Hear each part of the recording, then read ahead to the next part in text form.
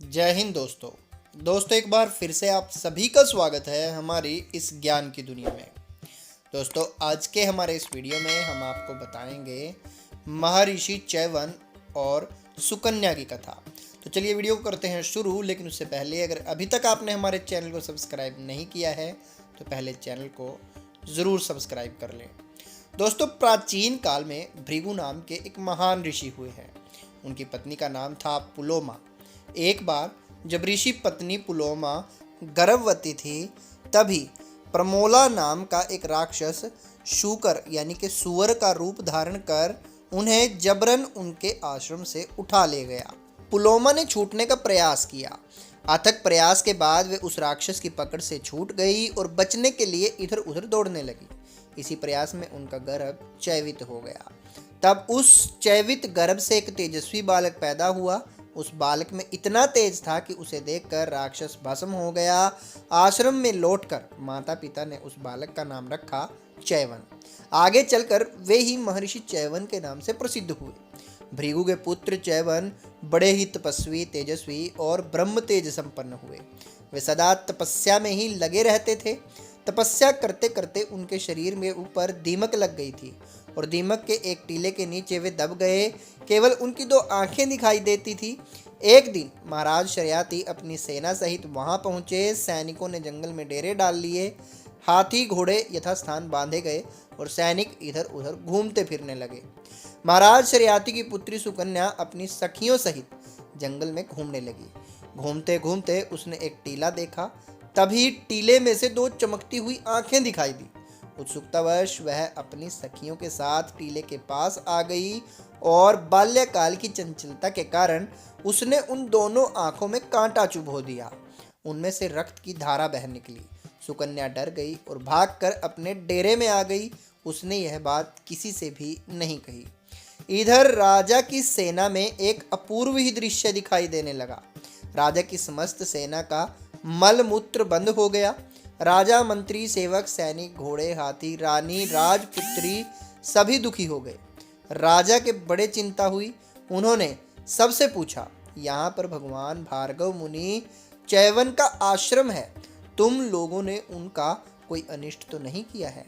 किसी ने उनके आश्रम पर जाकर अपवित्रता या अशिष्टता तो नहीं की है? सभी ने कहा, महाराज हम तो उधर गए भी नहीं हैं। तब डरते डरते सुकन्या ने कहा, पिताश्री अज्ञानवश एक अपराध मुझसे हो गया है। दीमक के ढेर में दो जुगनू से चमक रहे थे। मैंने उनमें कांटा चुभो दिया था जिससे उनमें से रक्त की धारा बह निकली। महाराज सब समझ गए। वे पुरोहित और मंत्री के साथ बड़ी दीनता से महर्षि च्यवन के आश्रम पर पहुंचे। उनकी विधिवत पूजा की और अज्ञान में अपनी कन्या के किए गए अपराध की क्षमा मांगी। महाराज शर्याती ने हाथ जोड़कर कहा, भगवान मेरी यह कन्या सरल है, सीधी है।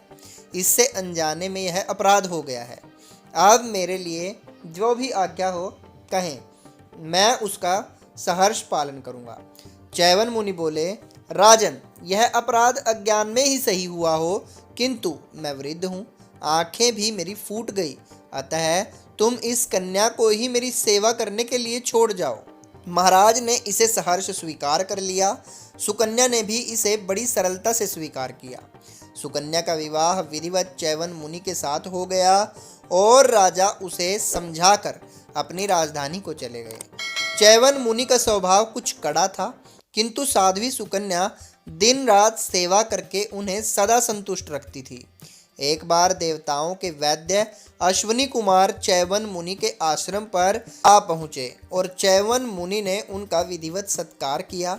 ऋषि के आतिथ्य को स्वीकार कर अश्विनी कुमारों ने कहा, ब्राह्मण हम आपका क्या उपकार करें? च्यवन मुनि ने कहा, देवताओं तुम सब कुछ कर सकते हो। तुम मेरी इस वृद्धावस्था को समाप्त कर मुझे युवावस्था प्रदान कर दो।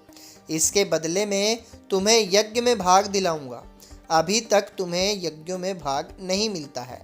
अश्विनी कुमारों ने ऋषि की आज्ञा मानकर एक सरोवर का निर्माण किया और बोले, आप इसमें स्नान कीजिए।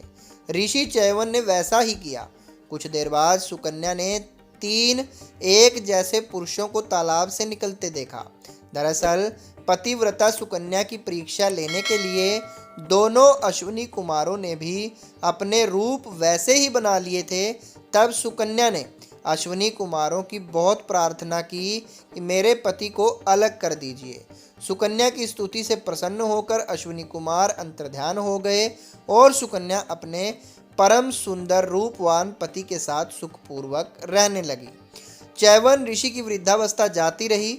उन्हें आंखें फिर से प्राप्त हो गई। उनका तपस्या से क्षीण जर्जर शरीर एकदम बदल गया। वे परम सुंदर रूपवान युवा बन गए। एक दिन राजा अपनी कन्या को देखने आए। पहले तो वो ऋषि को न पहचानकर कन्या पर क्रुद्ध हुए, किंतु जब उन्होंने सब वृत्तांत सुना तो कन्या पर बड़े प्रसन्न हुए और उन्होंने ऋषि की चरण वंदना की। आपके तप के प्रभाव से हमारा वंश पावन हुआ है। उन चैवन ऋषि के पुत्र प्रमति हुए और प्रमति के रुरु, रुरु के शौनक हुए। ये सब भृगु वंश में उत्पन्न होने से भार्गव कहलाए। तो दोस्तों ये था हमारा आज का वीडियो, जिसमें हमने आपको बताया महर्षि चैवन और सुकन्या के बारे में। अगर आपको वीडियो पसंद आई हो तो वीडियो को लाइक करें और शेयर जरूर करें। जल्दी मिलेंगे आपको फिर से एक और नए वीडियो के साथ। तब तक के लिए जय हिंद, जय भारत।